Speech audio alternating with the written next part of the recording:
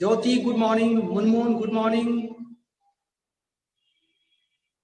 आप सभी जल्दी से ज्वाइन करो ताकि क्लास को हम शुरू करें।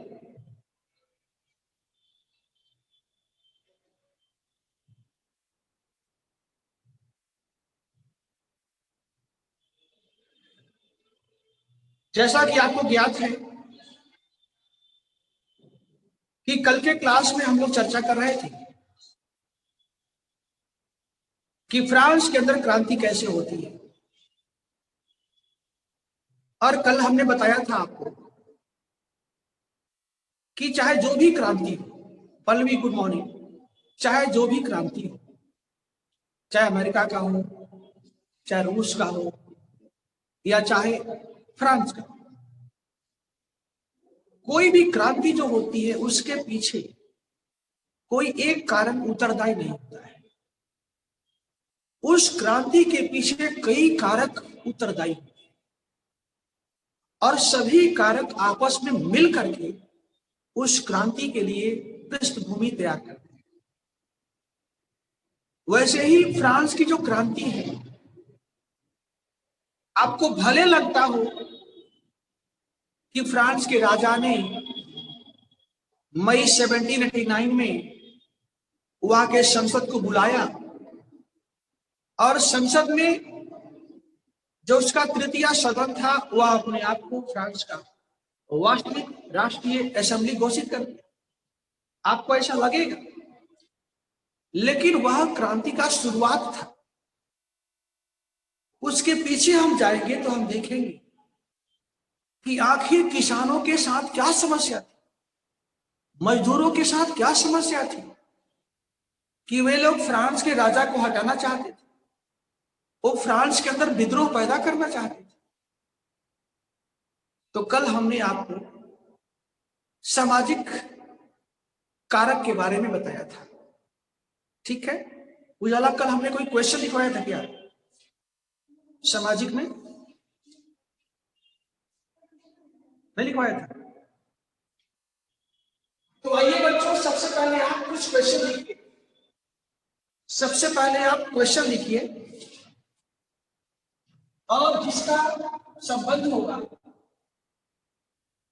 कि फ्रांस के समाज से संबंधित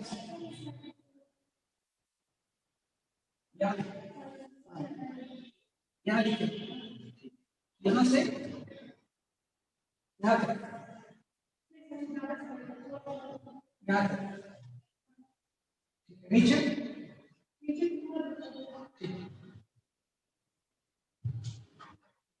यानी कि पहला प्रश्न लिखिए, पहला लिखिए, फ्रांसीसी क्रांति, फ्रांसीसी क्रांति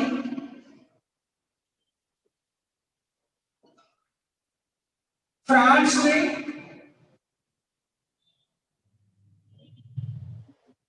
विद्यमान, फ्रांस में विद्यमान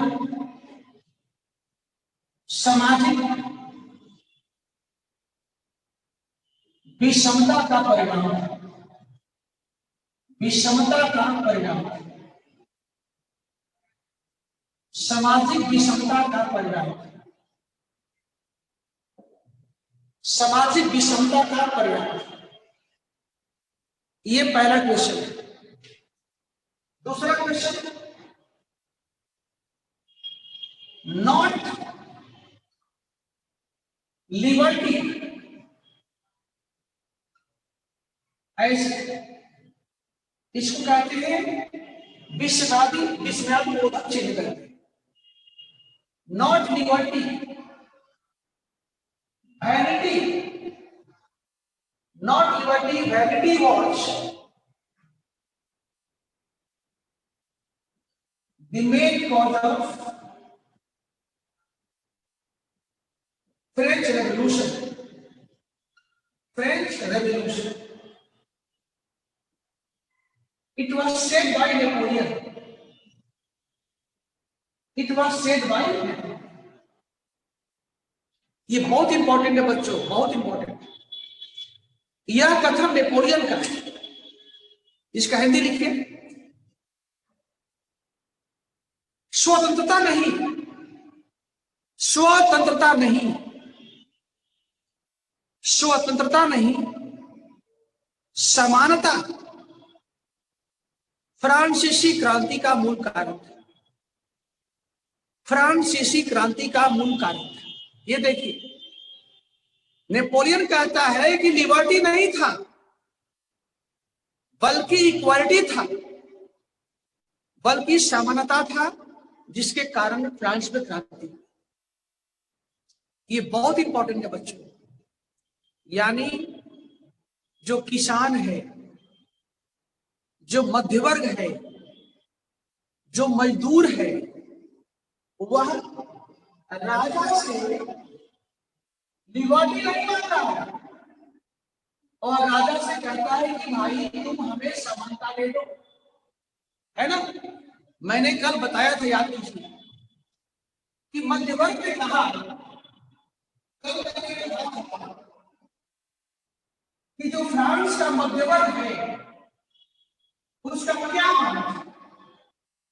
उसका मांग ये था सबसे पहला कि फ्रांस में जो असमान कर का ढांचा है, फ्रांस में जो असमान कर का ढांचा है उसको समाप्त किया है, यही बोला था ना। दूसरा कहा था कि फ्रांस में सभी को उसका योग्यता के आधार पर शासन में और प्रशासन में भागीदारी मिलनी चाहिए, ये भी बोला था। आप देखिए और क्या बोला था कि फ्रांस में समाज में किसी को भी विशेषाधिकार न दिया जाए, बोला था ना, बोला था। किसान ने भी कहा था कि भाई हम चाहते हैं कि जो कर जो है असमान है, उसको सही किया। मजदूर भी कहता था कि हमें रोजगार का समान अवसर मिलना चाहिए। इसका मतलब हुआ कि नेपोलियन सही बोलता है। नेपोलियन ने सही बोला और सही किया। सबसे मजे की बात है बच्चों, ध्यान रखना, सबसे मजे की बात है कि जब क्रांति समाप्त हो और 1804 में नेपोलियन ने अपने आप को फ्रांस का राजा घोषित कर दिया। तब 1804, कौन? नेपोलियन। तो नेपोलियन ने जो फ्रांस का क्रांति करने वाला जो सबसे अहम भाग था, अहम जो वर्ग था, मध्य वर्ग, उसको बुलाया और कहा कि भाई सुनो, हम चाहते हैं कि आपके साथ कुछ बात किया जाए। उजाला सुनो, नेपोलियन ने कहा कि मध्य वर्ग से हम बात ये करना चाहते हैं कि जो 1789 में क्रांति हुई आप लोगों ने किया। मध्य वर्ग ने कहा कि हाँ भाई हम लोगों ने किया। किसानों से कहा आपने इनको समर्थन किया, कहा हाँ। मजदूरों से कहा आपने भी किया, कहा हाँ। तो नेपोलियन ने कहा कि क्रांति क्यों किया? क्या लुई 16 पसंद नहीं था? आज मैं राजा हूं, हो सकता है कल मुझे आप भी पसंद ना करें। तो मैं ये जानना चाहता हूं कि आप लोग क्रांति क्यों की? ताकि जो समस्या आपकी है उसको हम दूर कर दें। तो मध्यवर्ग ने कहा कि नेपोलियन साहब, अब तो आप मेरा राजा बन गए, हम चाहते हैं कि फ्रांस में जो समाज दो भागों में बटा हुआ है, एक भाग ये है और एक भाग ये है, इसमें चर्च है और मध्यवर्ग, चर्च है और सामंत है। इन दोनों के पास कई अधिकार हैं और ये जो भाग है उसमें मैं हूं और ये किसान है और ये मजदूर है। हम लोगों को कोई भी अलग से अधिकार नहीं दिया। तो नेपोलियन ने कहा कि इसका मतलब कि यू वांट इक्वालिटी। नेपोलियन ने कहा कि it means you want equality. तो इन लोगों ने कहा yes we want only equality. तो नेपोलियन ने कहा yes I give you equality, give me liberty. तो नेपोलियन ने कहा ठीक है, आपको हम समानता देते हैं, लेकिन उसके बदले में आप मुझे लिबर्टी दे दीजिए। कारण क्रांति आपने लिबर्टी के लिए नहीं किया था, क्रांति किया था इक्वलिटी। उजाला, अब लिख लोगे इस प्रश्न को? ठीक है, अगला क्वेश्चन। अगला क्वेश्चन, अगला लिखिए, फ्रांस में क्रांति इसलिए हुई, जल्दी में, फ्रांस में क्रांति इसलिए हुई क्योंकि फ्रांस का किसान बहुत खुश था। ये भी गजब क्वेश्चन। फ्रांस में क्रांति इसलिए हुई क्योंकि फ्रांस का किसान अधिक खुश था, अधिक खुश था। इसको लिखिएगा। अगला, फ्रांस में क्रांति इसलिए हुई, फ्रांस में क्रांति इसलिए हुई क्योंकि वहां का मध्य वर्ग समृद्ध था, क्योंकि वहां का मध्य वर्ग समृद्ध था, क्योंकि वहां का मध्य वर्ग समृद्ध था। बच्चों ध्यान रखें, ये इन प्रश्नों को आप लिखिएगा। देखिए एक बार फिर मैं आपको बताना चाहता हूं, यदि आप पास करते हैं या आप पास करना चाहते हैं, उजाला सुन, यदि आप पास करना चाहते हैं तो इस बात को आप नोट कर लीजिए कि जितना लिखेंगे आप उतना ही ज्यादा संभावना आपकी सफलता की होगी, और जितना कम लिखेंगे उतना ही अधिक संभावना आपकी असफलता की। और यही कारण है कि मैंने सोचा है कि वर्ल्ड हिस्ट्री में भी कम से कम 100 क्वेश्चन आपको हम प्रैक्टिस करें, कम से कम 100, not less than 100, it could be more than 100। और बाजुरा ध्यान रखना, यदि तुम एक विषय में 100 प्रश्न लिख लेती हो तो मान के चलो कि तुम्हारा रिजल्ट जरूर छपने वाला है, उसको कोई मिटा नहीं सकता। कारण कि जो 100 क्वेश्चन लिखेगा इसका मतलब वो पढ़ेगा तब लिखेगा, इसका मतलब पढ़ाई और लिखाई दो।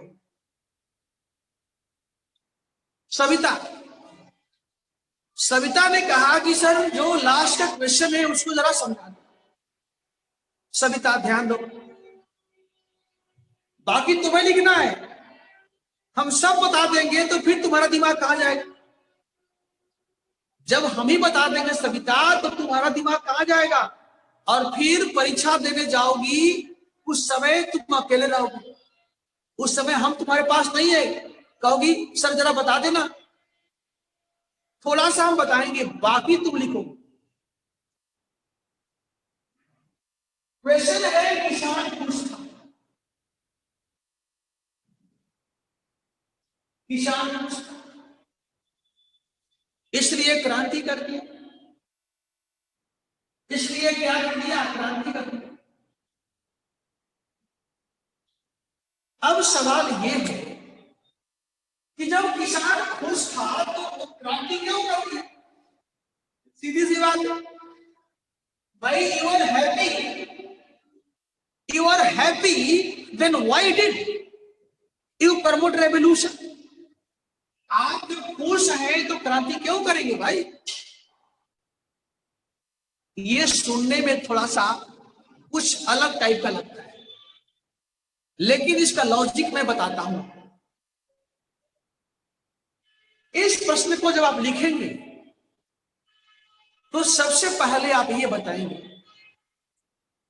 कि how peasant was happy, how peasant of France were happy. पहले बताएंगे कि फ्रांस के किसान खुश कैसे थे, पहले इसका उत्तर दें। How peasants of France were happy, और खुश कैसे थे इसको बताएंगे। अब इसमें कैसे बताएंगे आप, मैं बताता हूं। फ्रांस का जो किसान है वो, हाँ, वो खुश इसलिए है because they had ownership over there land, क्योंकि उनका भूमि पर अपना अधिकार है, भूमि पर उनका स्वामित्व है, भूमि पर उनका स्वामित्व है, भूमि पर उनका स्वामित्व है। जबकि जब यूरोप के अन्य देशों में हम देखते हैं, यूरोप के अन्य देशों में देखते हैं, जैसे रूस में, तो रूस में हम देखते हैं कि वहां पर दास प्रथा है, वहां पर दास प्रथा है, वहां पर दास प्रथा है। और आप देखोगे 1861 में जाकर के रूस में दास प्रथा को क्या किया गया, समाप्त किया।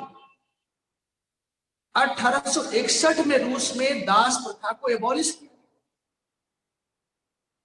अब देखो, रूस में दास प्रथा के उन्मूलन के बावजूद वहां के जो किसान थे, बच्चों ध्यान रखना, एक एक शब्द मूल्यवान होता है।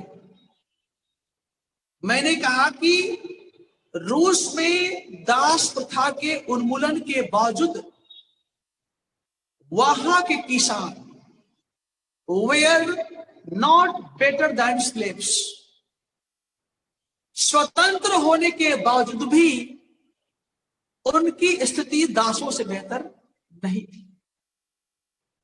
क्योंकि देखोगे रूस में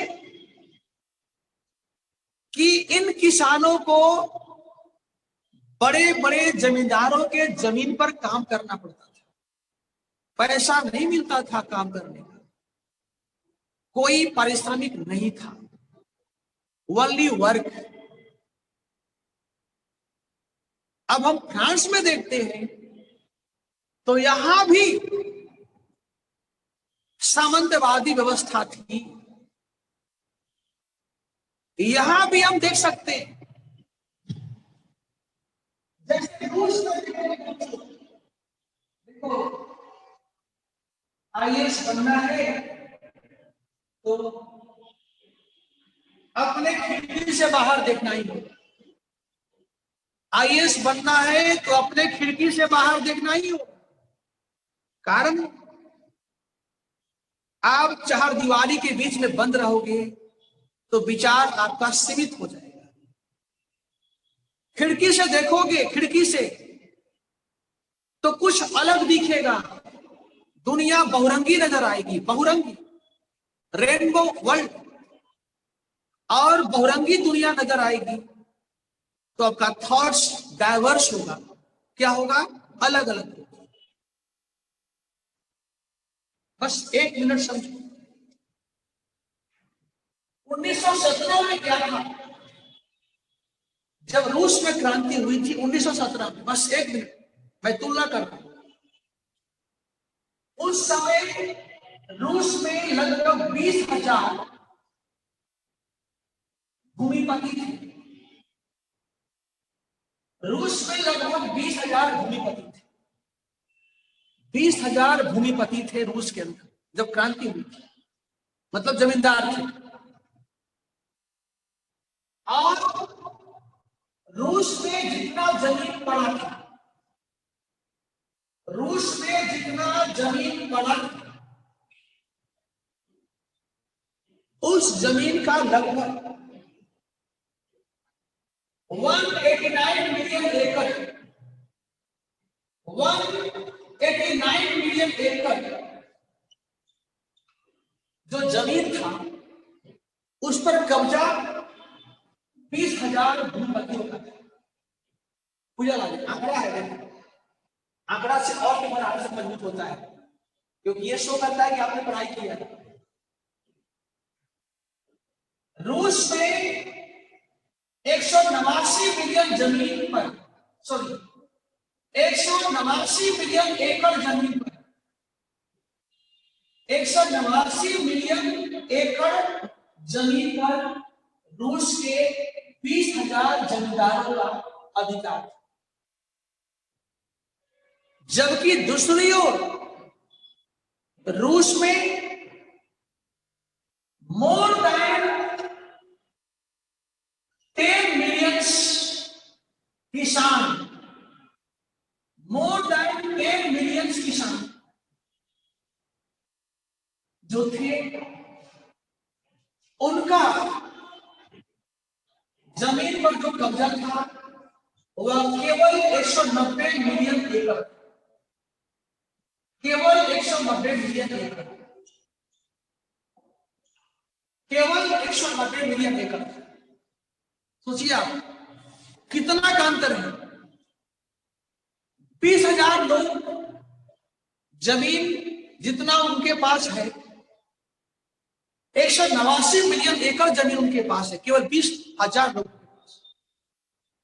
जबकि more than 10 million citizens, more than 10 million किसान के पास केवल 190 मिलियन जमीन, 190 मिलियन एकड़ जमीन था, 190 मिलियन एकड़ जमीन था।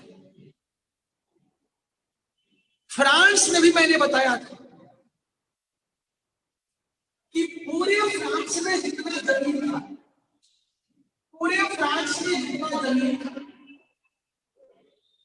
उस जमीन का 40% भाग, उसका 40% भाग जो है, जो फ्रांस के सामंत है और फ्रांस के चर्च है, इनका पूरे फ्रांस के 40% जमीन पर कब्जा है। और जो बाकी है, जो शेष है, उसमें फ्रांस के समाज के अलग अलग लोग हैं। जो शेष 60% है वह फ्रेंच, जो फ्रांसीसी समाज है, तो समाज के अलग अलग लोगों के बीच बटा हुआ है। शेष 60%, 40% केवल इन दोनों के पास। अब आई सविता, समझो ध्यान से, तुम्हें बताना है कि खुश क्यों है। नंबर 1, हम खुश इसलिए कि हम जमीन का मालिक हैं, चाहे जितना मेरे पास हो। मेरे पास 2 बीघा जमीन हो, मेरे पास 2 बिस्सा जमीन हो, 2 कट्ठा जमीन हो, मालिक तो है। कम से कम हम किराया पर तो नहीं रहते हैं। ठीक है, मेरा बहुत बड़ा बंगला नहीं है, अपना घर तो है, हमारा रूम एक ही है, अपना तो है। नंबर 1। दूसरी बात कि हम दास तो नहीं है।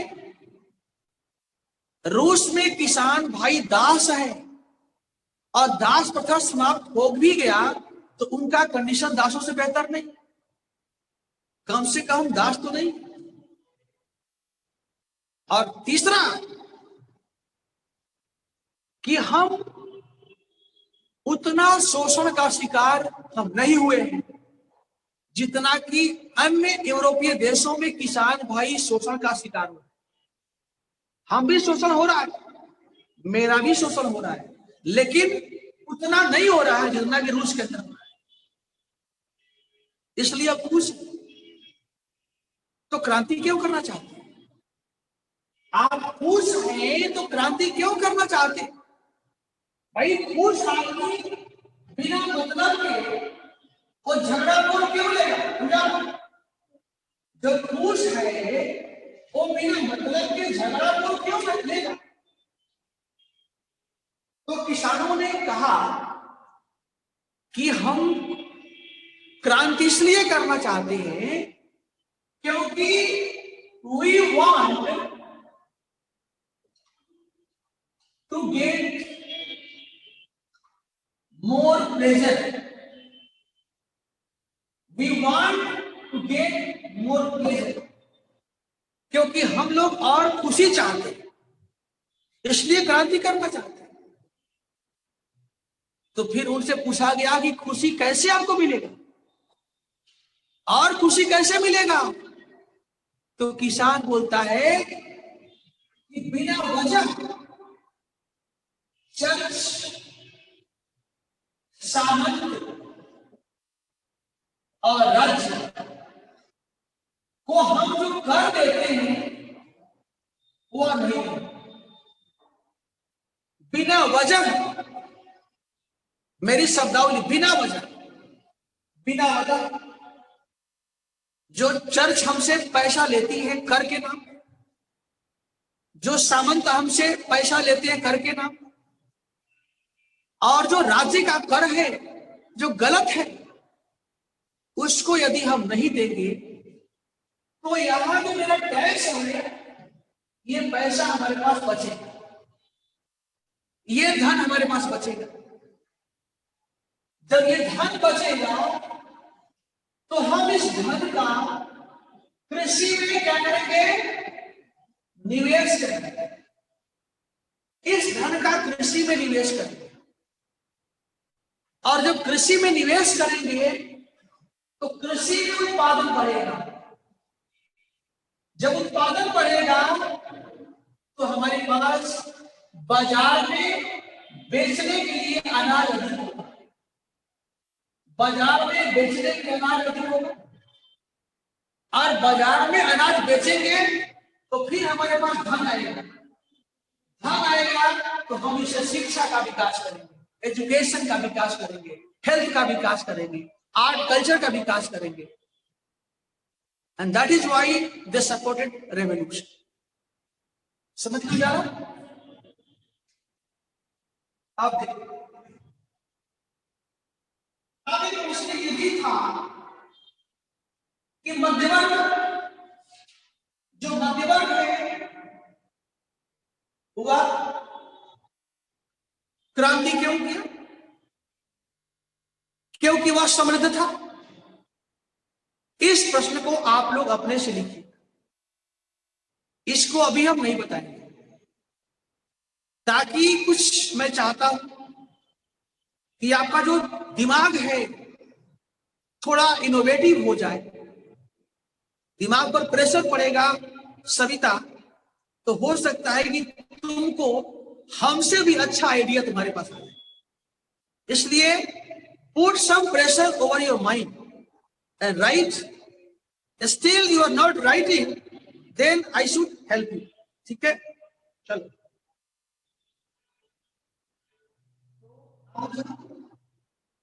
अगला लेते हैं। क्या क्या हो गया, मतलब कौन कौन सा कारण हो गया था? आर्थिक युद्ध का था, दो दो हुआ था ना?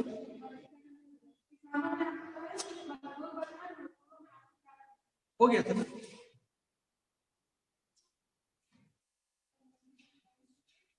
अगला हम लेते हैं कि फ्रांसीसी क्रांति,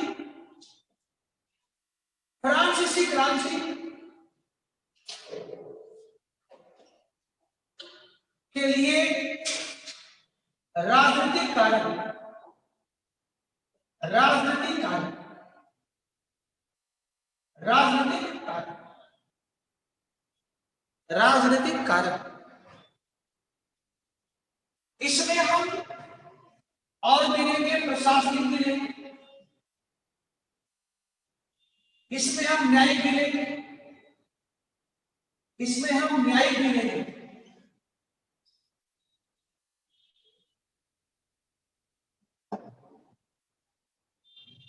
तो आइए आप इसके जो खास बिंदु है उसको नोट कर लीजिए, ठीक है उजाला ना, और फिर जहां आवश्यकता होगी हम समझाएंगे। ठीक, देखिए देखिए फ्रांस में क्रांति से पहले, फ्रांसीसी क्रांति से पहले, फ्रांसीसी क्रांति से पहले फ्रांस में, जरा बोर्ड देखना, फ्रांस में बुर्बो वंश का शासन, फ्रांस में बुर्बो वंश का शासन, फ्रांस में बुर्बो वंश का शासन।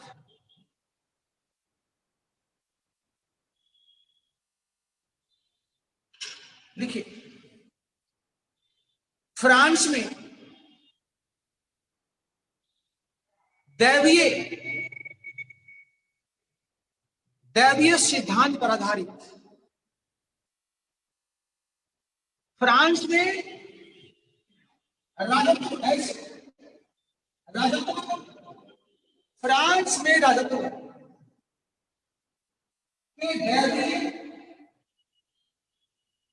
सिद्धांत पर आधारित, सिद्धांत पर आधारित एक निरंकुश राजतंत्र, एक निरंकुश राजतंत्र, एक निरंकुश राजतंत्र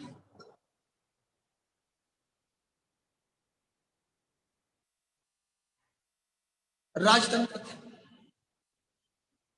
जिसमें शासन प्रशासन का केंद्र बिंदु, जिसमें शासन प्रशासन का केंद्र बिंदु राजा होता था, शासन प्रशासन का केंद्र बिंदु राजा होता था।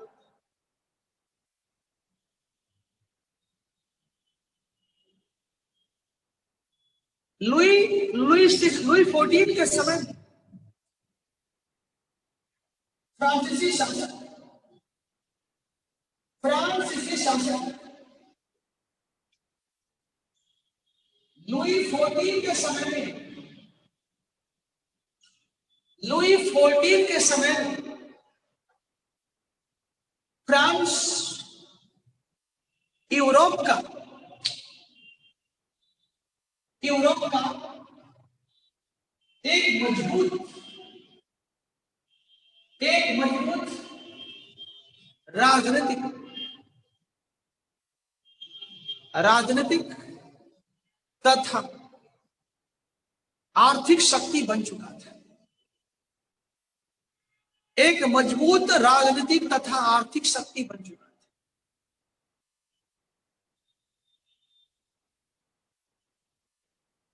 उसके द्वारा अपने आप को राज्य कहा गया, उसके द्वारा अपने आप को राज्य कहा गया, उसके द्वारा अपने आप को राज्य कहा, और उसके अनुरूप, और उसके अनुरूप, और उसके अनुरूप शासन प्रशासन,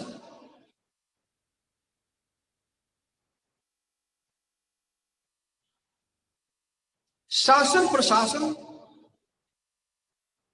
को एक मजबूत आधार दिया गया, शासन प्रशासन को एक मजबूत आधार दिया।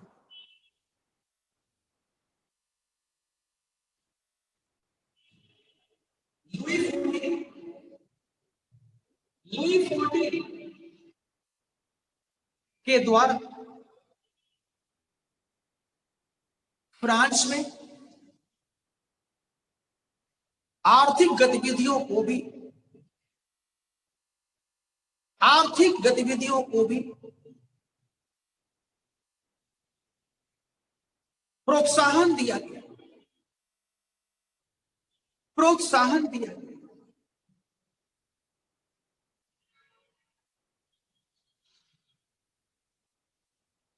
लेकिन उसके उत्तराधिकारियों के समय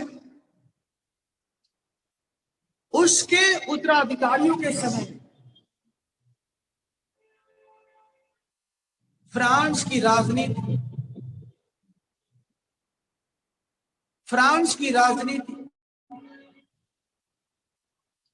प्रशासन, फ्रांस की राजनीति एवं प्रशासन अंदर से खोखला होता गया, अंदर से खोखला होता गया।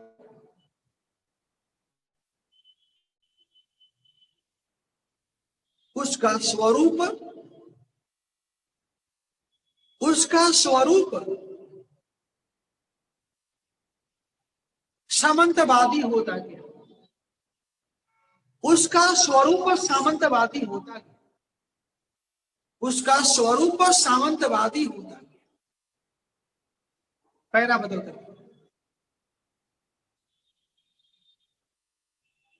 फ्रांसीसी शासकों ने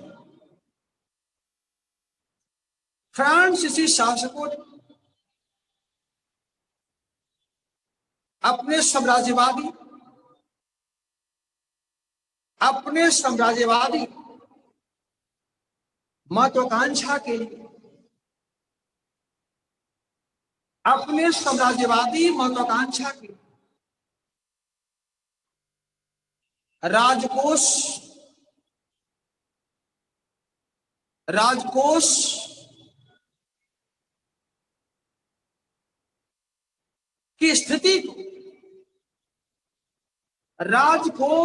की स्थिति को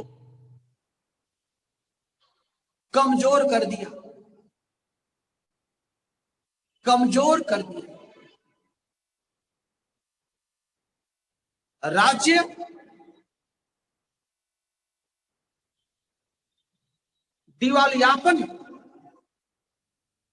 राज्य दिवालियापन के कगार पर पहुंच गया। राज्य दिवालियापन के कगार पर पहुंच गया।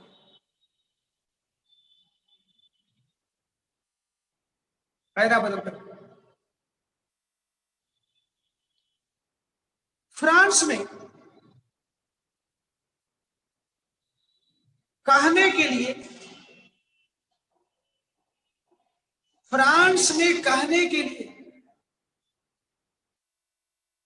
एक लोकतांत्रिक संस्था थी। फ्रांस में कहने के लिए एक लोकतांत्रिक संस्था विद्यमान थी। एक लोकतांत्रिक संस्था विद्यमान थी। डैश देकर के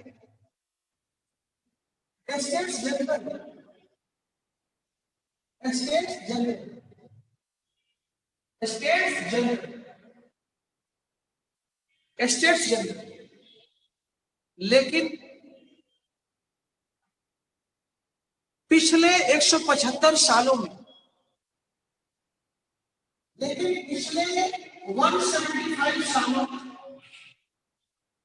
पिछले 175 सालों में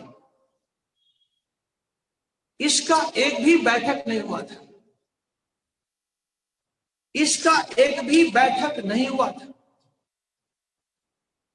इसका एक भी बैठक नहीं हुआ था। पैरा बदल कर राज्य के सारे उच्च पदों पर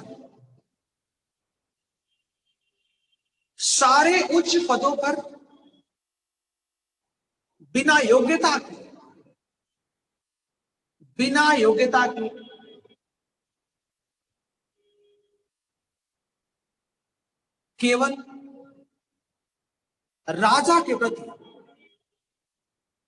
केवल राजा के प्रति निष्ठा,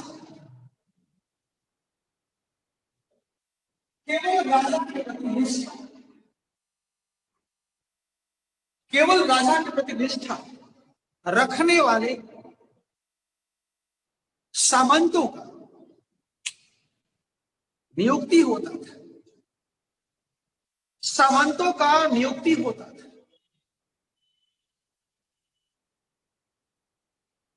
पैरा बदल कर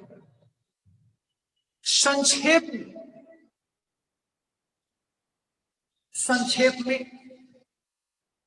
यदि राजा प्रबोधन की चेतना से, यदि राजा प्रबोधन की चेतना से, यदि राजा प्रबोधन की चेतना से प्रभावित होता, प्रबोधन की चेतना से प्रभावित होता, तो वह क्रांति को रोक सकता था, तो वह क्रांति को रोक सकता था। Full stop. ये आपका है फ्रांस की राजनीतिक स्थिति। ठीक है,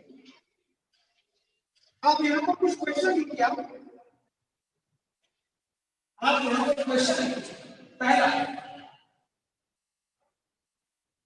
क्वेश्चन, फ्रांस में क्रांति हो गई, फ्रांस में क्रांति हो गई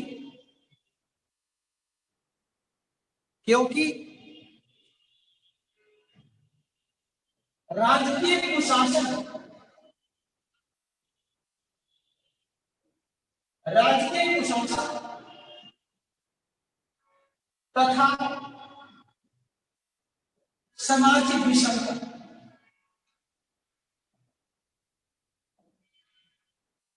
विषमता एक दूसरे से जुड़े हुए थे, एक दूसरे से जुड़े हुए थे,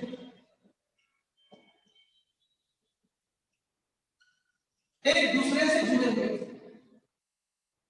फ्रांस में क्रांति हो गई क्योंकि राजकीय कुशासन तथा सामाजिक विषमता एक दूसरे से जुड़े हुए थे। इस प्रश्न में 2 पॉइंट है, इसलिए इसमें 2 तरह के आंसर होंगे। एक पैरा होगा, इस पर होगा राजकीय कुशासन, और एक पैरा होगा सामाजिक विषमता। इन दोनों पैरा को बनाएंगे आप, तब बनेगा इस प्रश्न का आंसर। और लास्ट में आप एक निष्कर्ष देंगे, और लास्ट में आपका निष्कर्ष होगा इनको देने के बाद। अगला सवाल लिखिए, अगला क्वेश्चन, अगला।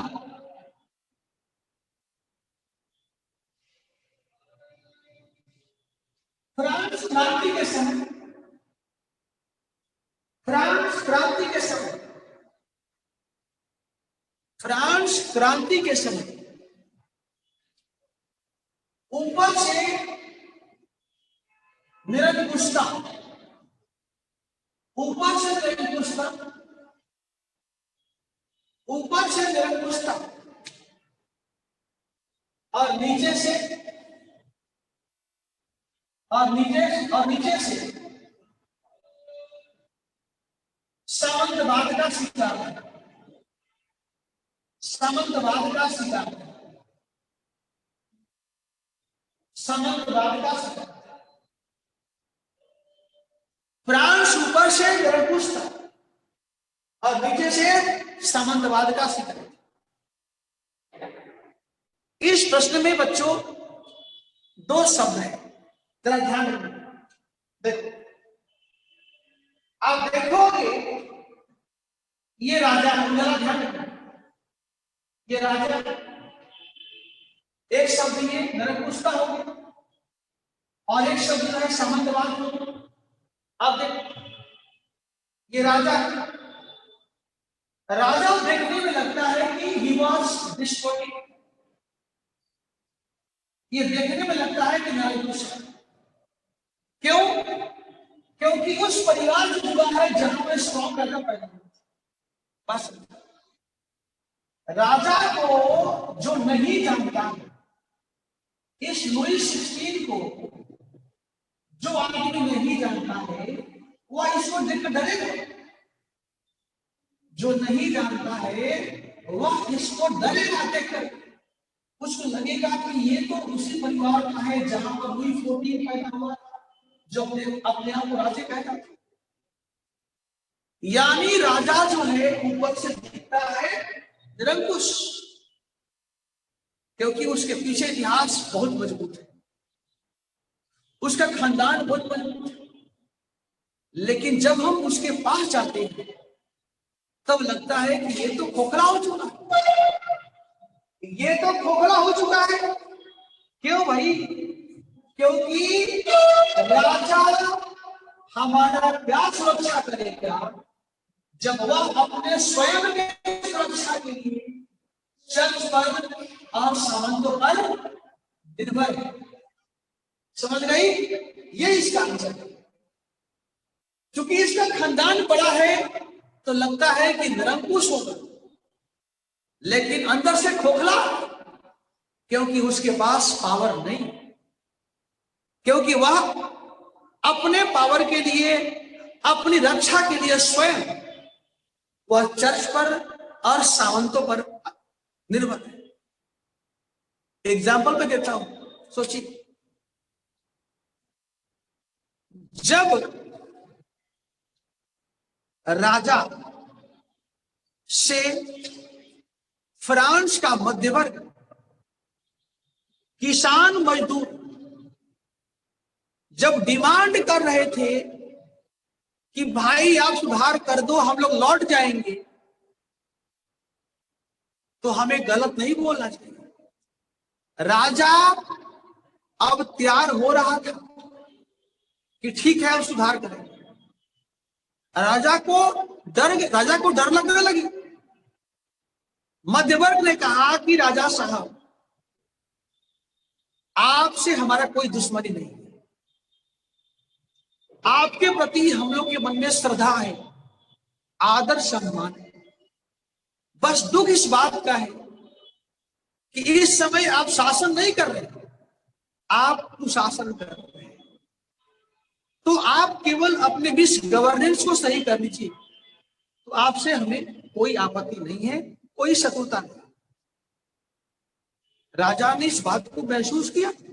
लिखा है किताबों में, इतिहासकारों ने लिखा है कि लुई 16 जो है उसको लगा कि गलत हो रहा है, मुझे व्यवस्था में सुधार करना चाहिए।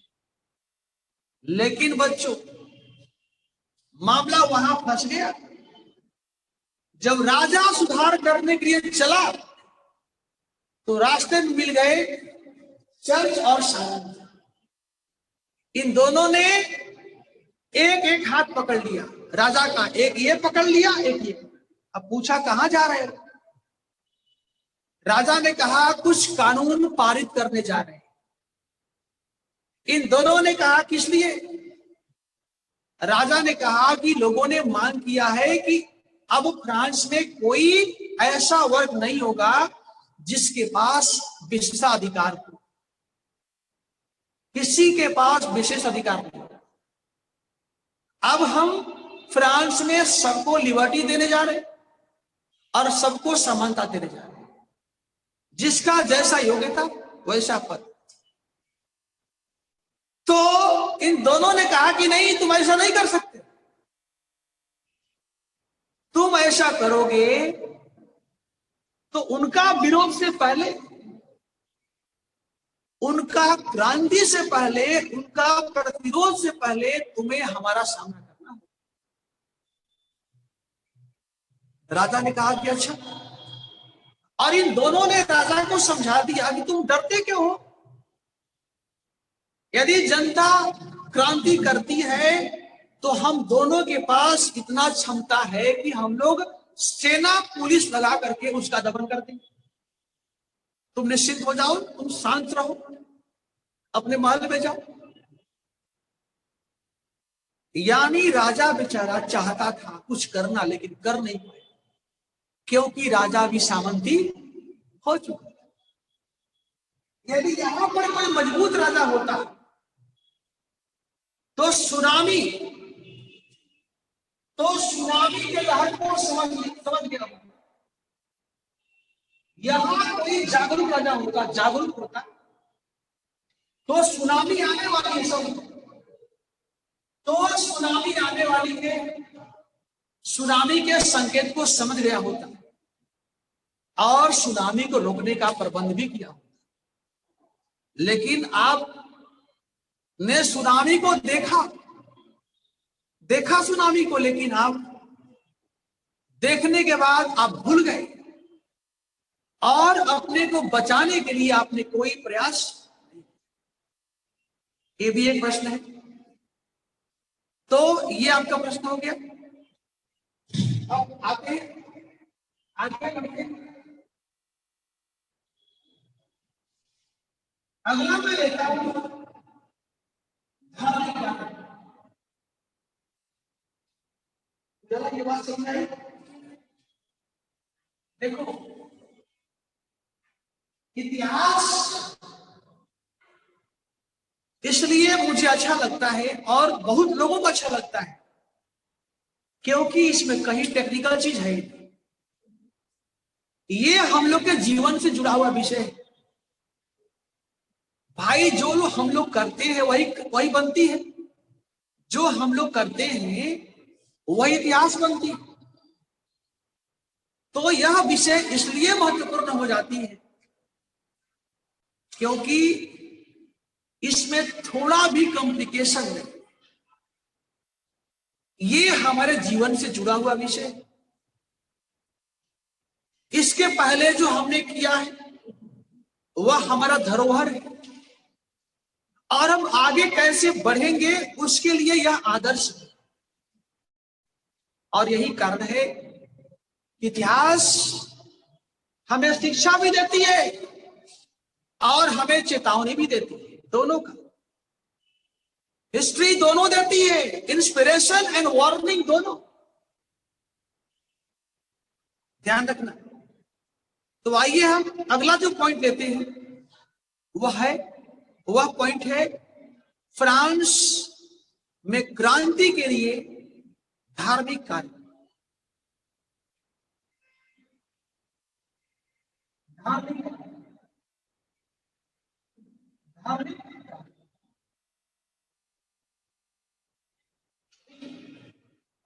समझिए बात।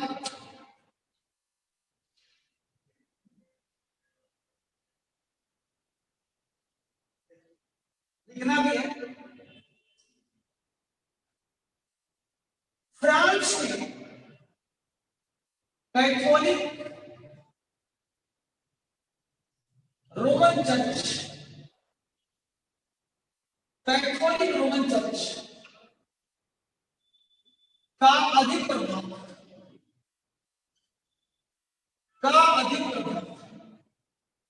कैथोलिक रोमन चर्च का अधिक प्रभाव समाज पर अपने प्रभाव के कारण, समाज पर अपने प्रभाव के कारण चर्च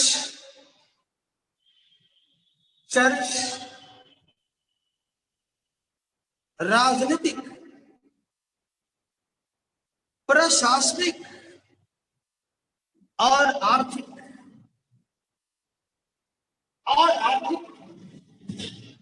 नीतियों को भी प्रभावित करता है। सामाजिक, आर्थिक, राजनीतिक नीतियों को भी प्रभावित करता है, नीतियों को भी प्रभावित करता है।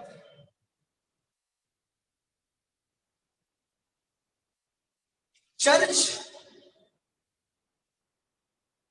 सामान्य लोगों से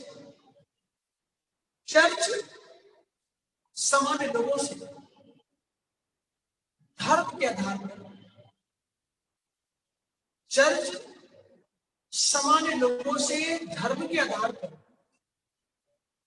धार्मिक कर का वसूली भी करता था, धार्मिक कर का वसूली भी करता था। धार्मिक कर का वसूली भी करता था। इसके पास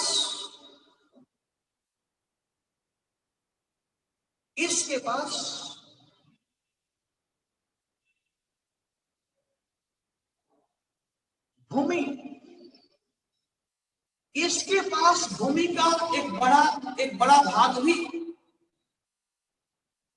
इसके पास भूमि का एक बड़ा भाग भी विद्यमान था। इसके पास भूमि का एक बड़ा भाग भी विद्यमान था। A major part of land was possessed by church, विद्यमान था। लेकिन चर्च भ्रष्टाचार, चर्च भ्रष्टाचार, चर्च पाखंड, चर्च अनैतिकता, चर्च कर्मकांड, चर्च अंधविश्वास का केंद्र बन चुका है। चर्च अंधविश्वास, भ्रष्टाचार, पाखंड, अनैतिकता का केंद्र बन चुका था,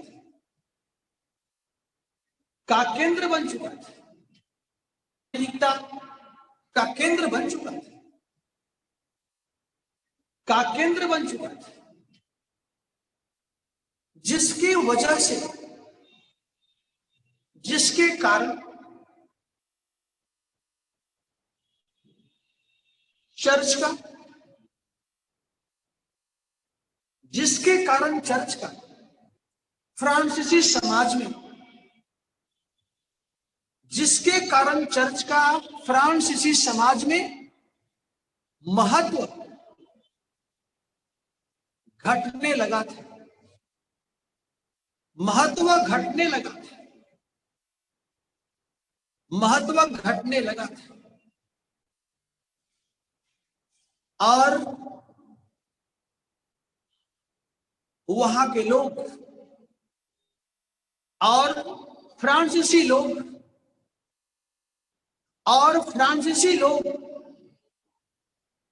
धार्मिक क्षेत्र में एक बुद्धिवादी,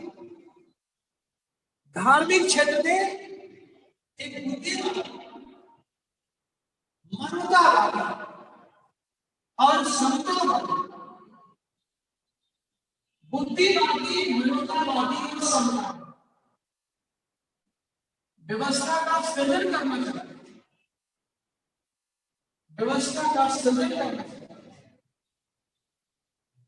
व्यवस्था का सृजन करना चाहते थे।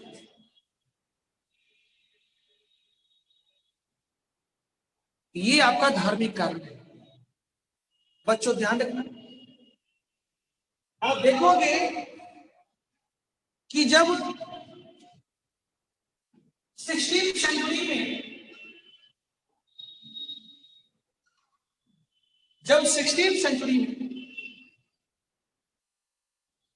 Martin Luther Germany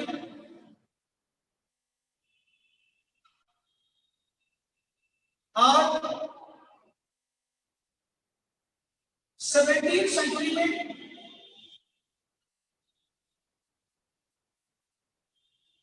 John Colvin,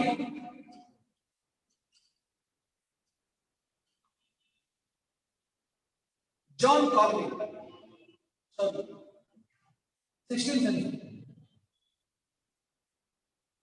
John Calvin France, इन दोनों के द्वारा रोमन कैथोलिक चर्च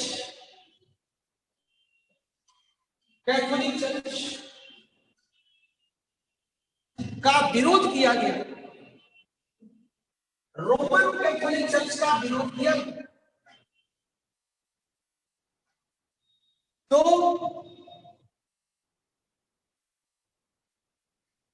विरोध किया गया, तो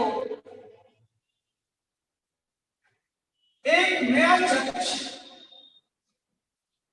प्रोटेस्टेंट प्रोटेस्टेंट चर्च स्थापित हुआ। तो एक नया चर्च क्या हुआ? प्रोटेस्टेंट, एक नया चर्च प्रोटेस्टेंट स्थापित हुआ। और इस नया चर्च को यूरोप के कई देशों ने एक्सेप्ट किया। इस नया चर्च को यूरोप के कई देशों ने स्वीकार किया, जैसे नॉर्थ जर्मनी में आया,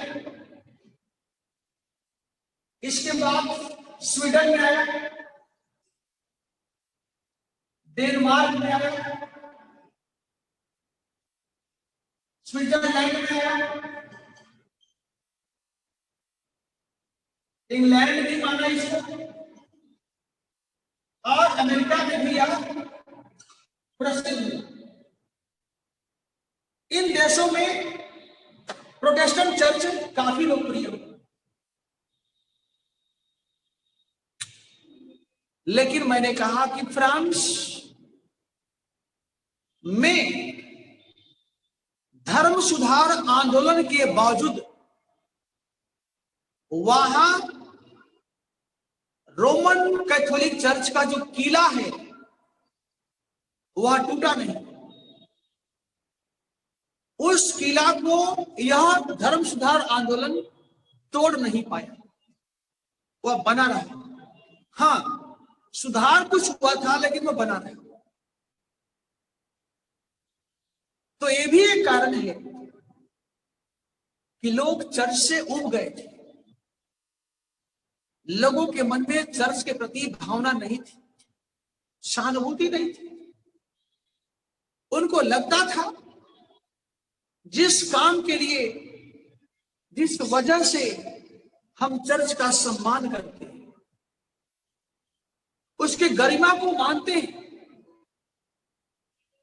उसके लायक नहीं, उसके पात्र चर्च नहीं है। अब इसका निषेध होना चाहिए, और निषेध करने के बाद उसके जगह पर एक नवीन चर्च का सृजन होना चाहिए, जिसका अधिष्ठान जो होगा, अधिष्ठान बुद्धिवादी, जिसका आधारशिला मानवतावादी हो, जिसका आधारशिला समतावादी होगा, वह सेकुलर होगा। यह भी एक कारण था। ध्यान देना। अब मैं अंतिम कारण लेता हूं बच्चों, अंतिम कारण।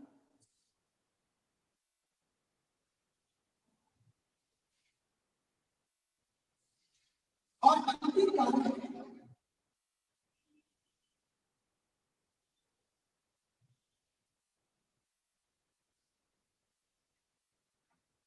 बौद्धिक पृष्ठभूमि, बौद्धिक पृष्ठभूमि, बौद्धिक पृष्ठभूमि। अंतिम है बौद्धिक पृष्ठभूमि, यानी जो फ्रांस में क्रांति हुई उसके पीछे इंटेलेक्चुअल कारण क्या थे? उसके पीछे इंटेलेक्चुअल कारण क्या थे? अब इसके बारे में चर्चा करेंगे। देखिए, जैसा कि हम जानते हैं कि पर्वत की पहले पुनर्जागरण हुआ, इसके बाद धर्म सुधार आंदोलन हुआ, इसके बाद प्रबोधन हुआ,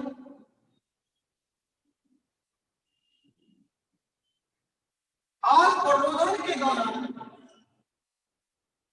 विचार, विज्ञान, अनुभव, विज्ञान, अनुभव, व्यापार वाणिज्य, नगरीकरण, शिक्षा, साहित्य, दर्शन, इन इत्यादि क्षेत्रों में विकास हुआ।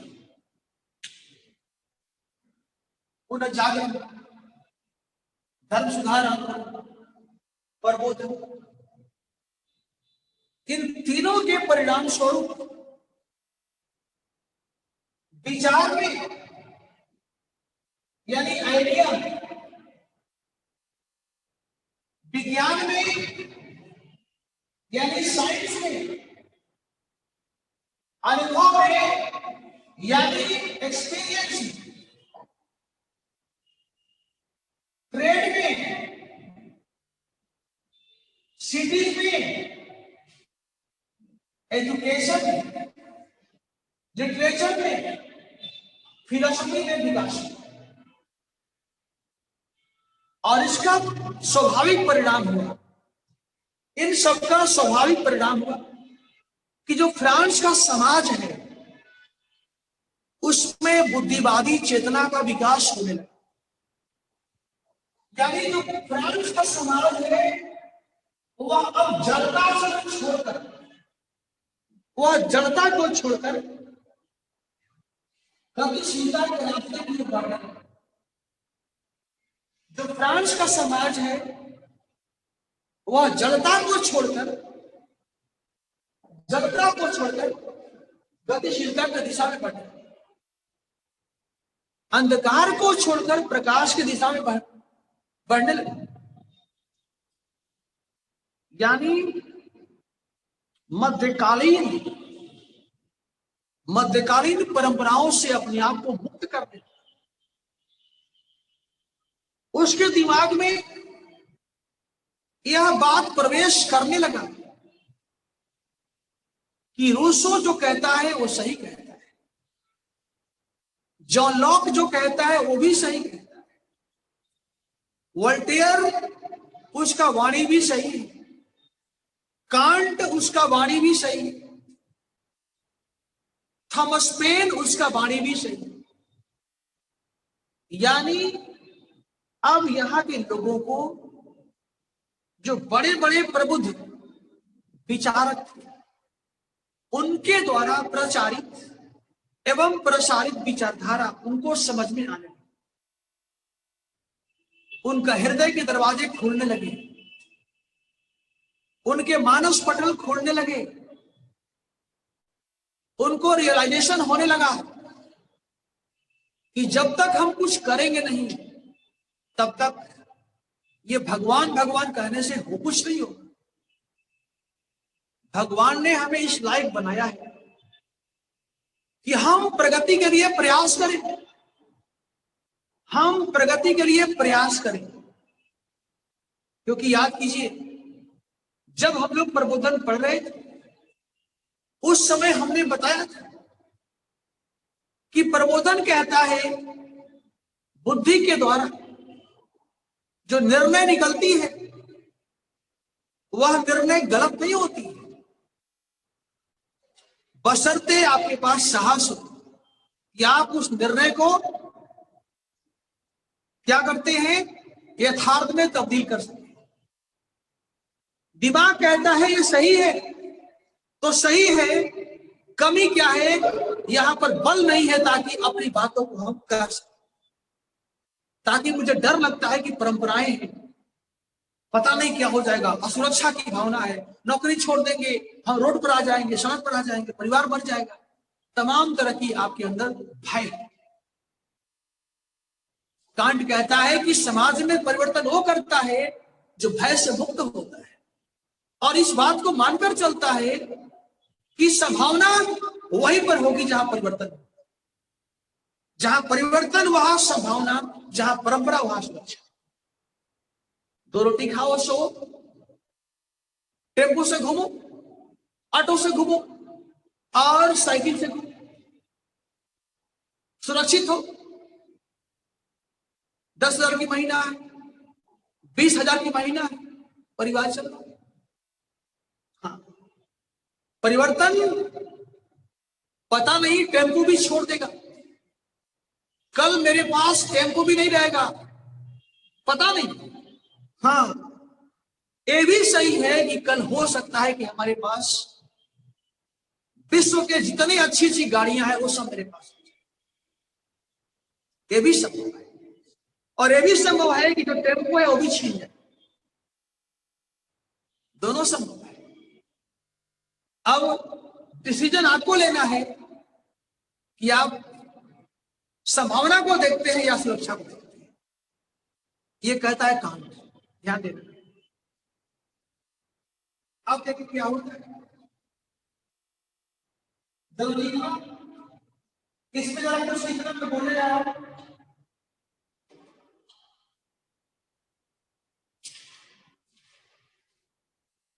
देख लो,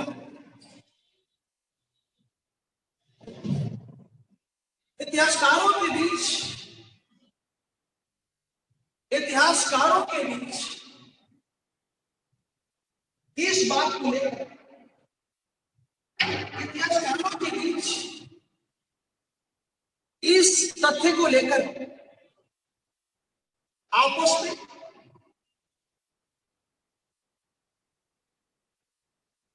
वैचारिक मतभेद है,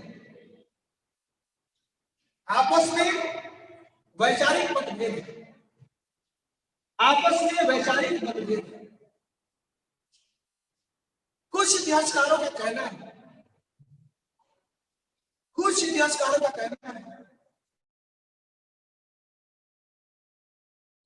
इतिहासकारों का कहना है कि फ्रांस की क्रांति में, कि फ्रांस की क्रांति में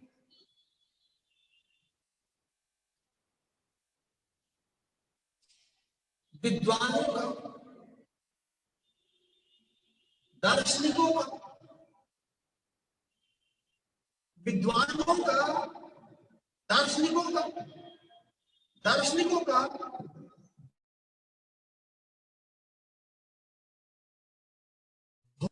प्रत्यक्ष था, प्रत्यक्ष एवं प्रबल था, प्रत्यक्ष एवं प्रबल था, प्रत्यक्ष, प्रत्यक्ष एवं प्रबल था, प्रत्यक्ष एवं प्रबल था। जैसे नेपोलियन ने कहा, जैसे नेपोलियन ने कहा सिंगल इन्वर्टेड कॉमा में लिखना है, जैसे नेपोलियन ने कहा, लिखना जरा, यदि रूसो नहीं होता तो फ्रांस में क्रांति नहीं होती, यदि रूसो नहीं होता तो फ्रांस में क्रांति नहीं होती। सिंगल इन्वर्टेड कॉमा में लिखना है और ये यहां पर क्लोज हो जाएगा। यह कथन, इसको क्लोज कर दीजिएगा, आज जो मैं बोलने जा रहा हूं उसमें कोई इन्वर्टेड कॉमा नहीं होगा। यह कथन फ्रांसीसी क्रांति, यह कथन फ्रांसीसी क्रांति दार्शनिकों की भूमिका को, यह कथन फ्रांसीसी क्रांति में दार्शनिकों की भूमिका को प्रमुखता से रेखांकित करता है। यह कथन फ्रांस की क्रांति में दार्शनिकों की भूमिका को प्रमुखता से रेखांकित करता है।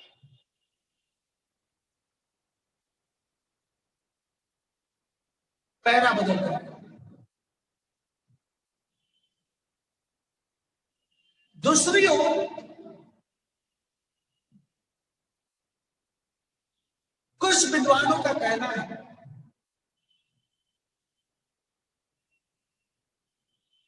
दूसरी ओर कुछ विद्वानों का कहना है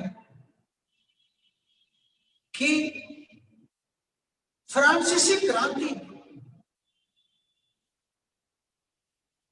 फ्रांसीसी क्रांति में दार्शनिकों का भूमिका, फ्रांसीसी क्रांति में दार्शनिकों का भूमिका, जरा बोर्ड देखना। अप्रत्यक्ष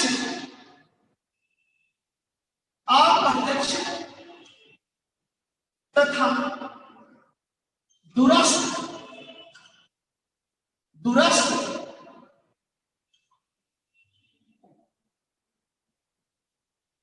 अप्रत्यक्ष तथा दूरस्थ, दूरस्थ प्रतीत होता है, दूरस्थ प्रतीत होता है। अंग्रेजी इनडायरेक्ट एंड डिस्टेंट, इसका अंग्रेजी इनडायरेक्ट एंड डिस्टेंट, दूर का, दूरस्थ का मतलब होता है दूर का, ठीक है। पैरा बदल, अब हम लोग एनालिसिस करेंगे। वास्तव में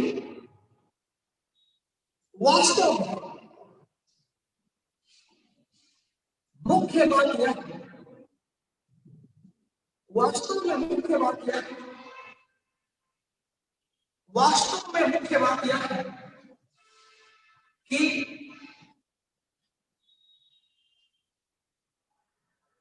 फ्रांस क्रांति से पहले,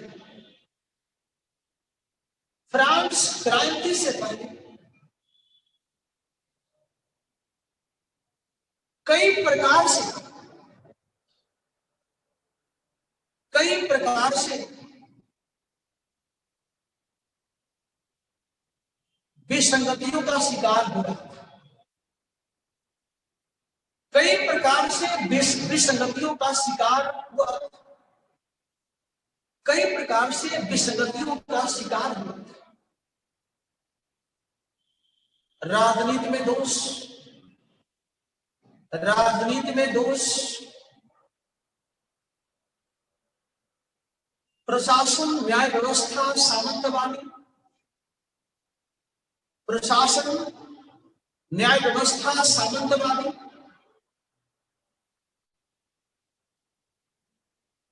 आर्थिक पतन,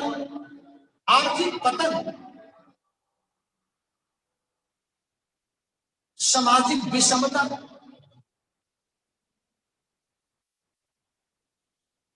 धार्मिक रूढ़िवादिता, सामाजिक विषमता, उजाला छुप नहीं रहा है, सामाजिक विषमता, धार्मिक रूढ़िवादिता और विद्यमान व्यवस्था,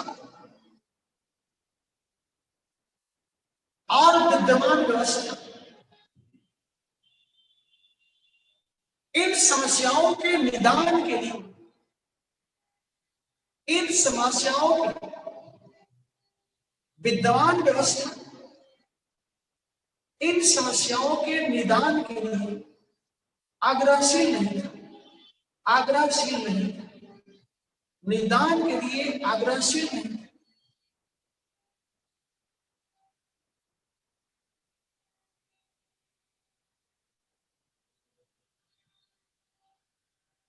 फ्रांस के दार्शनिकों, फ्रांस के दार्शनिकों सबसे बड़ा कार्य, सबसे बड़ा कार्य यह किया कि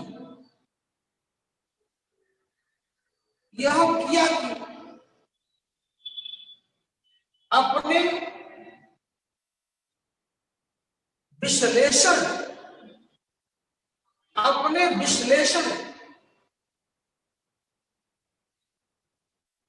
के माध्यम से, अपने विश्लेषण के माध्यम से विद्यमान व्यवस्था के अंदर विद्यमान व्यवस्था के अंदर अंदर की जड़ता को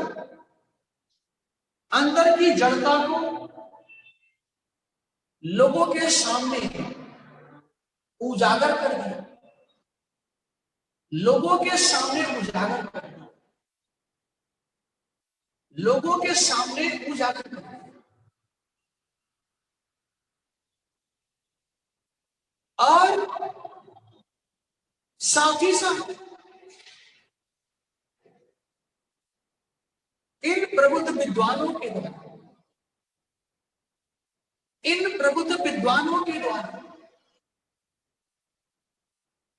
केवल सामंतवादी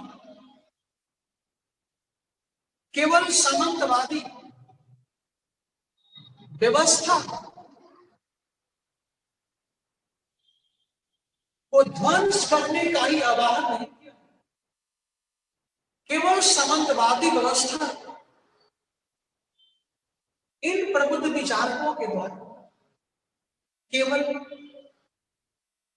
सामंतवादी व्यवस्था के ध्वंस करने का ही आह्वान नहीं किया, अपितु उसके स्थान पर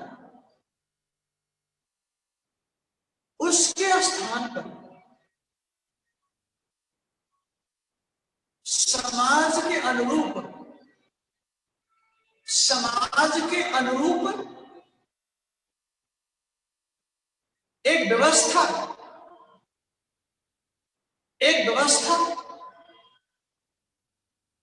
स्थापित करने का भी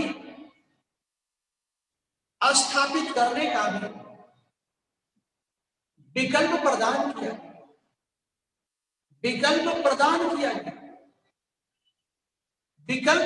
किया गया। जैसे रिपोर्ट देना होगी, आप इसके पहले लिखे भी, आप देख लीजिए। जैसे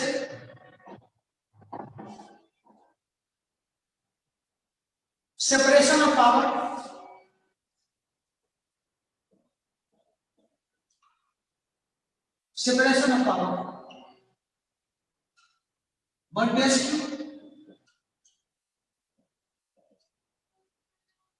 Montesquieu,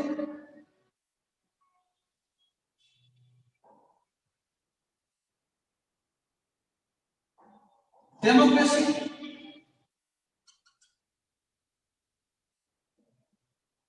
Rousseau,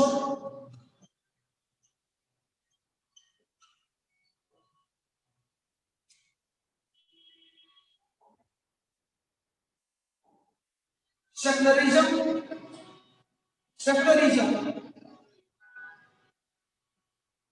Voltaire,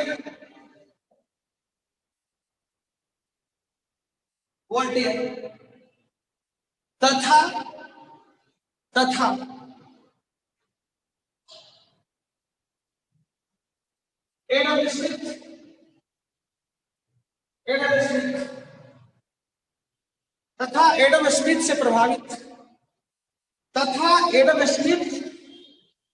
से प्रभावित पूंजीवादी व्यवस्था तथा एडम स्मिथ से संबंधित प्रभावित पूंजीवादी व्यवस्था।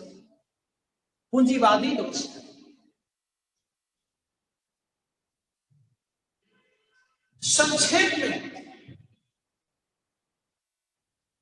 यह कहना अधिक उचित प्रतीत होता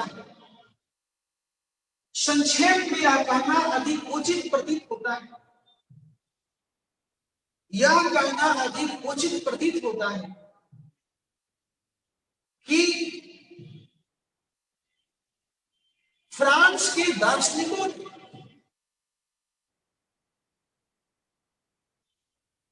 क्रांति करने के लिए आह्वान तो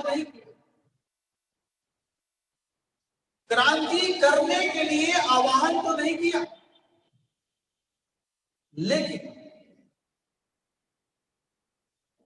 क्रांति के लिए लेकिन क्रांति के लिए आवश्यक पृष्ठभूमि, क्रांति के लिए आवश्यक पृष्ठभूमि तैयार करने में, क्रांति के लिए आवश्यक पृष्ठभूमि को तैयार करने में सहायक भूमिका निभाई, सहायक भूमिका निभाई, सहायक भूमिका निभाए और इनके विचारों का महत्व और इनके विचारों का महत्व तब और बढ़ जाता है, इनके विचारों का महत्व तब और बढ़ जाता है, तब और बढ़ जाता है जब क्रांति हो जाती है, जब क्रांति हो जाती है, जब क्रांति हो जाती है और क्रांतिकारियों के द्वारा, जब क्रांति हो जाती है और क्रांतिकारियों के द्वारा एक संविधान का निर्माण होता है,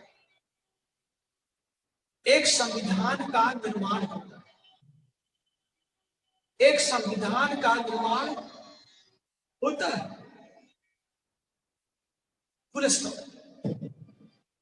ये आपका एक बहुत बड़ा क्वेश्चन हो गया, ये यूपीएससी में कई बार पूछा गया क्वेश्चन है, उसका ये उत्तर भी हो गया। अब यहां पर आप सवाल लिखिए, क्वेश्चन लिखिए, यहां पर क्वेश्चन लिखिए जिसका उत्तर आपने लिख दिया है, लिखिए आप कहां तक सहमत हैं, आप कहां तक सहमत हैं कि फ्रांसीसी क्रांति, आप कहां तक सहमत हैं कि फ्रांसीसी क्रांति फ्रांस के दार्शनिकों का भूमिका, फ्रांस के दार्शनिकों का भूमिका, फ्रांस के दार्शनिकों का भूमिका अप्रत्यक्ष तथा दूरस्थ था, दूरस्थ ऐसे लिखा होता है, दूरस्थ तथा दूरस्थ था। फ्रांस में दार्शनिकों का भूमिका दूरस्थ था, ठीक है, ये क्वेश्चन हो गया। और दूसरा क्वेश्चन आपने लिखा है, रूसो ने कहा, रूसो नहीं होता तो फ्रांस में क्रांति नहीं, ये आपका दूसरा प्रश्न है।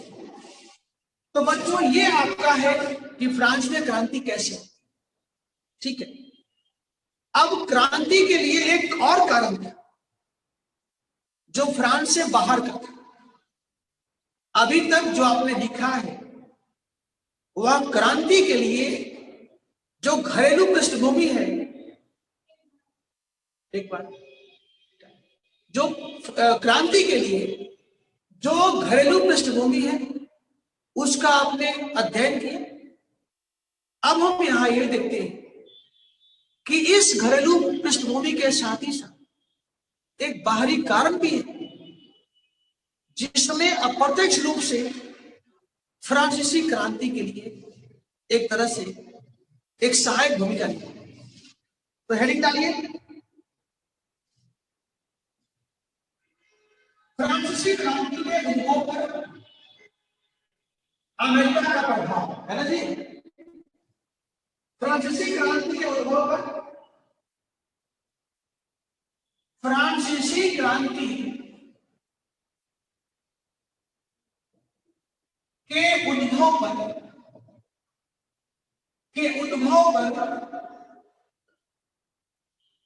अमेरिका का प्रभाव, अमेरिकी क्रांति का प्रभाव, अमेरिकी क्रांति का प्रभाव, अमेरिकी क्रांति का प्रभाव। यानी आप देखोगे ये अटलांटिक हो गया, अटलांटिक हो गया, अटलांटिक हो गया, ये वाला, ये, और ये यूरोप हो गया, यूरोप हो गया। यानी अटलांटिक में भी, अटलांटिक में भी यूरोप में होने वाले बदलाव में एक सहायक भूमिका निभाई। कैसे? क्योंकि सबसे पहले यूरोप ने बदला अमेरिका को, पहले यूरोप ने बदला अमेरिका को और फिर अमेरिका ने बदल दिया यूरोप। तो इसके बारे में नोट कीजिए, इसके बारे में लिखिए।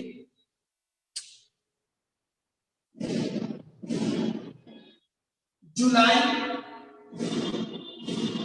1776, जुलाई 1776 में अमेरिका में इंग्लैंड के विरुद्ध अमेरिकी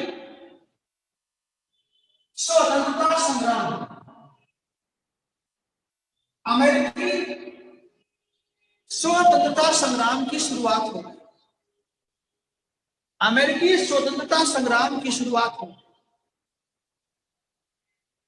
जिसमें फ्रांस ने भी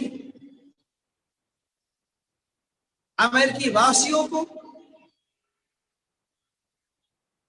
सहायता दी, जिसमें फ्रांस ने भी अमेरिकी वासियों को सहायता दी।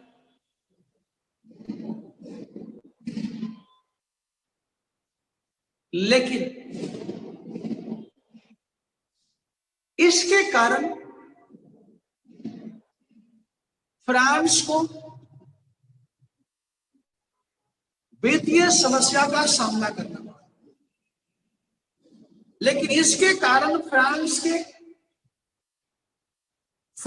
के राजकोष पर, फ्रांस के राजकोष पर, फ्रांस के राजकोष पर अतिरिक्त भार बढ़ा,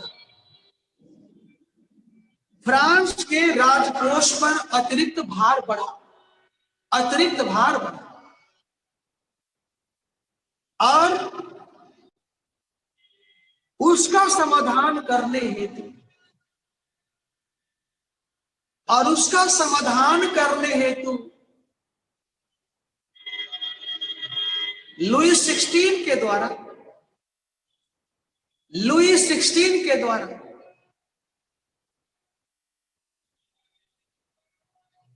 स्टेट्स जनरल की मीटिंग बुलाई गई। लुई 16 के द्वारा स्टेट्स जनरल की मीटिंग बुलाई गई, स्टेट्स जनरल की मीटिंग बुलाई गई, और जहां से क्रांति की शुरुआत हुई, और जहां से क्रांति की शुरुआत, और जहां से क्रांति की शुरुआत हुई। अब हमारा अगला हमारा जो पॉइंट होगा वो ये होगा कि फ्रांसीसी क्रांति का प्रभाव क्या है, इसका प्रभाव क्या है, और इसके बाद हम लोग पढ़ेंगे नेपोलियन के बारे में। इसका देखिए, नहीं वो तो खत्म हो गया ना, वो तो खत्म हो गया पॉइंट। अभी तक हम लोग बच्चों फ्रांसीसी क्रांति के कारण पढ़ रहे थे। अभी तक हम लोगों ने अध्ययन किया कि फ्रांस में क्रांति क्यों हो गई, कारण। अब हम लेंगे उसका प्रभाव, और इसके बाद हम लोग चर्चा करेंगे नेपोलियन के बारे में, क्योंकि नेपोलियन से भी सवाल पूछे जाते हैं। तो है लिखा गया फ्रांसीसी क्रांति का प्रभाव। फ्रांसीसी क्रांति का प्रभाव सबसे पहले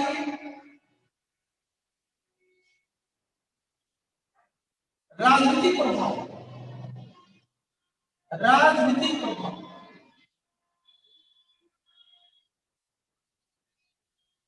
सबसे पहला, फ्रांस में निरंकुश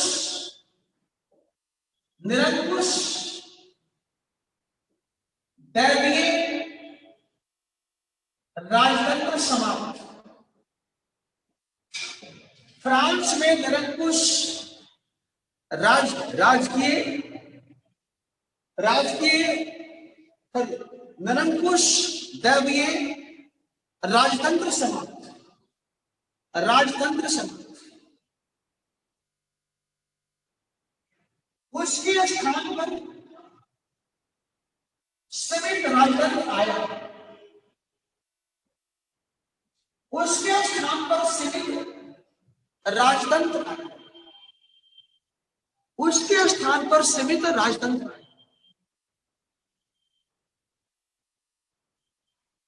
इसके बाद लोकतंत्र भी आया।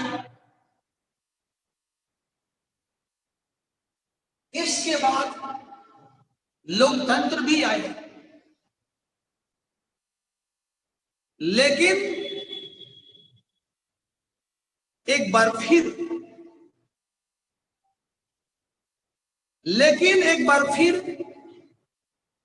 क्रांति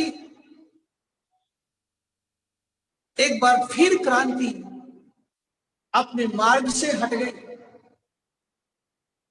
एक बार फिर क्रांति अपने मार्ग से हट गई। एक बार फिर क्रांति अपने मार्ग से हट गई और नेपोलियन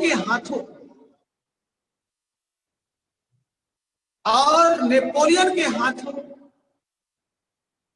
अपने आदर्शों को छोड़ दिया। समझ रही हो ना? और नेपोलियन के हाथों अपने आदर्शों को छोड़ दिया।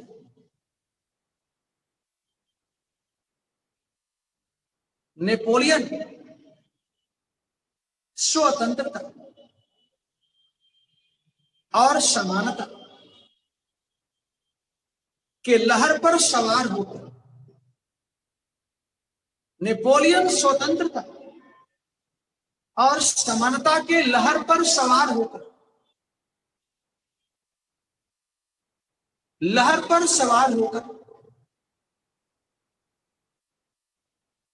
फ्रांसीसी क्रांति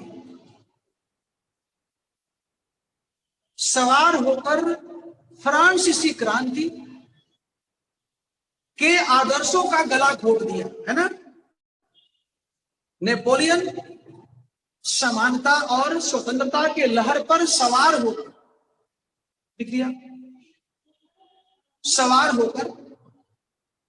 फ्रांसीसी क्रांति के आदर्शों का ही गला घोट दिया। लिख लिया? फ्रांसीसी क्रांति के आदर्शों का ही गला घोट दिया। तभी तो उसे क्रांति पुत्र और क्रांति हंता कहा जाता है। तभी तो उसे क्रांति पुत्र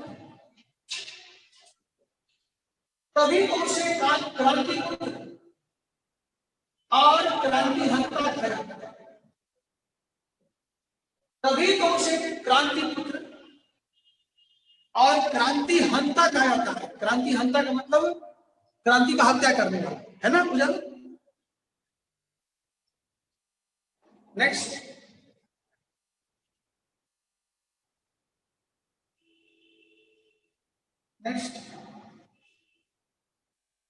पॉइंट राजनीति में चलेगा। नेक्स्ट, क्रांति ने फ्रांस में विधि के शासन क्रांति ने फ्रांस में विधि के शासन विधि के शासन, सेपरेशन ऑफ पावर,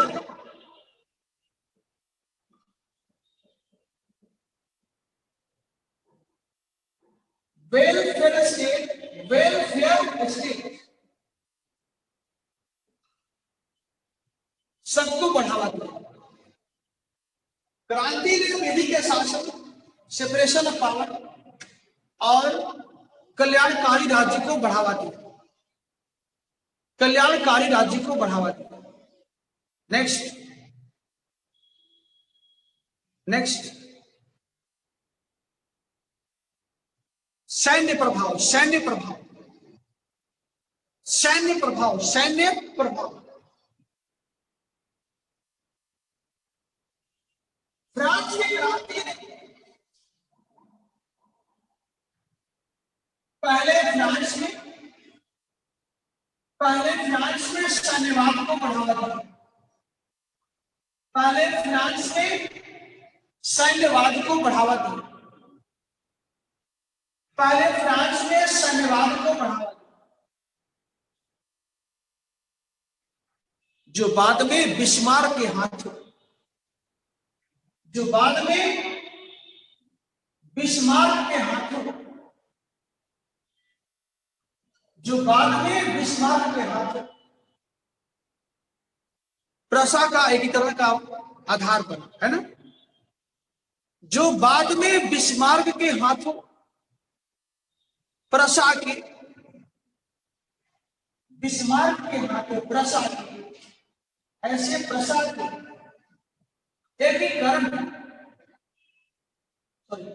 प्रसा के जर्मनी के साथ, प्रसा के जर्मनी को एकीकृत करने में, जो प्रसा के द्वारा, जो प्रसा के द्वारा जर्मनी को एकीकृत करने में प्रबल भूमिका निभाई, प्रबल भूमिका निभाई, प्रबल भूमिका निभाई। नेक्स्ट सामाजिक कारण, जल्दी से लिखिए, टाइम हो रहा है। सामाजिक कारण, सामाजिक प्रभाव, सामाजिक प्रभाव, सामाजिक प्रभाव, सामाजिक और धार्मिक दोनों साथ में, सामाजिक और धार्मिक दोनों साथ में। देखिए, फ्रांस में सामंतवाद का उन्मूलन, फ्रांस में सामंतवाद का उन्मूलन और एक समतावादी समाज का निर्माण। फ्रांस में सामंतवाद का उन्मूलन और एक समतावादी समाज का निर्माण का मार्ग प्रशस्त हो गया। समतावादी समाज के निर्माण का मार्ग प्रशस्त हो गया। नेक्स्ट,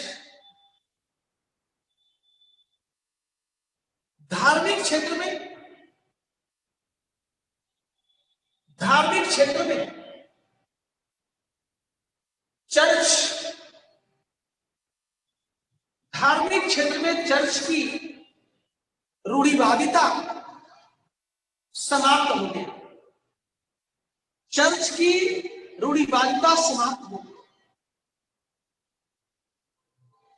और चर्च को अब राष्ट्रीय चर्च घोषित कर दिया। चर्च को अब राष्ट्रीय चर्च घोषित कर दिया, राष्ट्रीय चर्च घोषित कर दिया। यानी वह, हाँ, फ्रांस के अंदर, यानी वह अब फ्रांस के कानूनों के सीमा में आ गया। पहले रोम के था, है ना, ध्यान रखना, पहले किसके में था? पोप में था। यानी फ्रांस के कानूनों के सीमा में आ गया, यानी फ्रांस के कानूनों के सीमा में आ गया। ठीक है। नेक्स्ट, सांस्कृतिक क्षेत्र में, सांस्कृतिक क्षेत्र में राष्ट्रवाद का विकास, राष्ट्रवाद का विकास,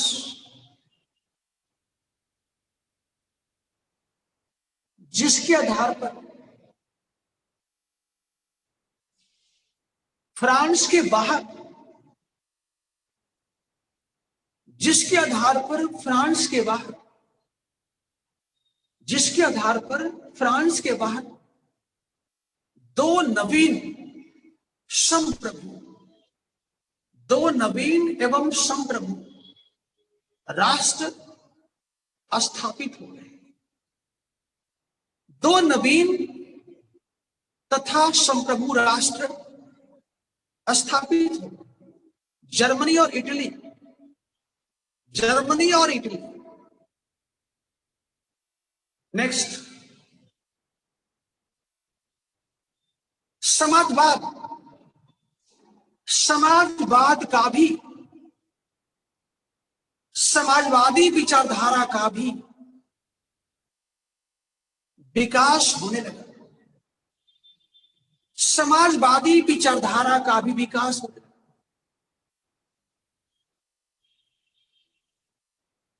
समाजवादी विचारधारा का भी विकास होने लगा। नेक्स्ट, भाषा, साहित्य के विकास के भी मार्ग खुल गए, के विकास के भी मार्ग खुल गए, के भी मार्ग खुल गए। शिक्षा, शिक्षा का स्वरूप सेकुलर हो गया, शिक्षा का स्वरूप धर्मनिरपेक्ष हो गया, धर्म निरपेक्ष हो गया, तथा राष्ट्रवादी भी, शिक्षा का स्वरूप धर्मनिरपेक्ष हो गया तथा राष्ट्रवादी भी, तथा राष्ट्रवादी भी। संक्षेप में, पैरा बदल करके संक्षेप में यह कहा जा सकता है कि जिन बिंदुओं को अमेरिका ने छोड़ा था, जिन बिंदुओं को अमेरिकी क्रांति ने छोड़ दिया था, जिन बिंदुओं को अमेरिकी क्रांति ने छोड़ दिया था, उनका अभिव्यक्ति, उनका अभिव्यक्ति, उनका अभिव्यक्ति, अभिव्यक्ति फ्रांस की क्रांति के द्वारा हुआ, फ्रांस की क्रांति के द्वारा हुआ। Full stop, full stop. ठीक है, एक जरा क्वेश्चन लिखिए, एक क्वेश्चन लिखिए। फ्रांसीसी क्रांति ने न केवल फ्रांस को बदला, न केवल फ्रांस को बदला, बल्कि यूरोप को बदलने के लिए भी मजबूर कर दिया। न केवल फ्रांस को बदला, बल्कि यूरोप को बदलने के लिए भी मजबूर कर दिया, यूरोप को बदलने के लिए भी मजबूर कर दिया। And this is the end of my service today. और मेरा सेवा आज का समाप्त हुआ, उजाला समय तो हो गया, ठीक है। तो अब मेरा जो अगला टॉपिक होगा बच्चों, वह नेपोलियन होगा, ठीक है ना। और ऐसे ऐसे हम लोग तेजी से आगे बढ़े, ठीक है। और जितना जल्दी हो सके हम लोग फिनिश करेंगे इसको, ठीक है। आपका परीक्षा जून में है, तो मुझे लगता है कि अप्रैल मई जून, यानी हम लोग मार्च के लास्ट तक भी खत्म कर देते हैं, या अप्रैल के फर्स्ट वीक भी चला जाता है, तब भी आपके पास समय काफी रहेगा। और यदि आप प्री पास कर जाते हैं तो ये आपके लिए जीवंत रहेगा, कारण कि अभी अभी समाप्त हुआ है, आपको अलग से मेहनत नहीं करना पड़ेगा, सब दिमाग में घूमता रहेगा। और हाँ, लगातार आप लोग लिखते रहिए, ये काम अच्छा कर रहे हैं, ये काम आपको तब इसका फायदा मिलेगा जब प्री निकलेगा। तो okay, let us begin class tomorrow. Okay, thank you.